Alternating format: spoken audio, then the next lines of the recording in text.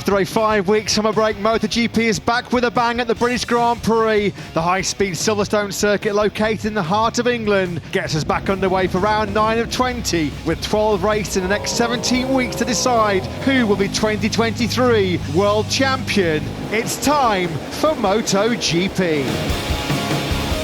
Bezzecchi then, surely this will be the best time we've seen of the weekend so far. Out the final corner he comes, short run to the finish line it is, a 1:59.716. Hammer down then from Bezzecchi, the man third in the World Championship. Oh, and this is the big one. Surely this is just going to be cold right-hand side of the tyre. Here he goes, tips it in. Oh, that's a nasty one. That is a vicious one. And look at this. The cream so often tends to rise to the top, doesn't it? And Pecco Bagnaia is now the top man, the first 158 we've seen.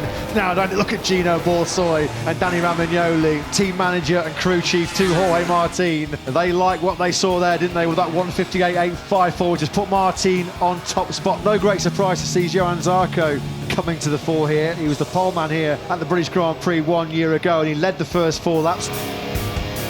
Looking good, aren't they? Brad Binder and Jack Miller, two of the most likeable characters in this MotoGP grid. We've got our first sub-2-minute lap of the weekend, and it's been fired in by a KTM's Brad Binder, a 1:59.889. Miller goes top then. It is chopping and changing, just as we expected. Just in the final 15 minutes we've gone there now, and the blue touch paper has been lit. Miller then leads. Red Bull KTM Factory Racing 1-2. Wow, that's spectacular. That's as good as you get to see backing in entry. Fantastic, Well, Jack. Look at that, he blended it in front. Oh, unreal work.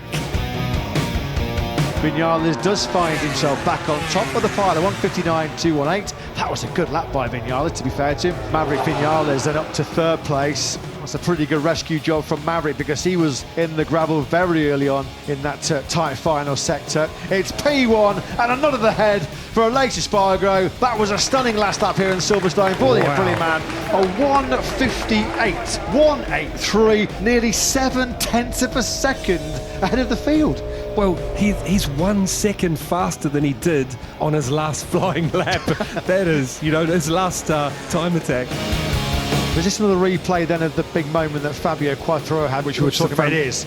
Oh, you called it absolutely spot on side there. You can see the front wheel was just a couple of inches off the ground, and that one hurts. Final sector, deep into the final sector. The short run now to the finish line.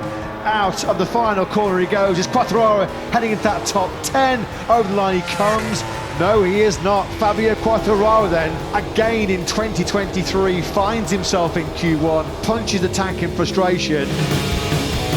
Not so good though if you're a Honda fan. Stick your fingers in your ears right now, because at the moment Mir is their top man and he's 17th. When have we said that too often in the past? There is Marc Marquez. He got behind Pol Espargaro. Bit of traffic there in that final sector for the 93, but that's got Marquez up into 10th place. Is that 1:59.455 good enough to see the 8 times world champion go directly into that Q2 session? We've seen that so often when he's been winning races, but this is not a Marc Marquez winning machine right now, is it? Certainly the Honda's not a winning machine. Marquez then finishes in 13th place.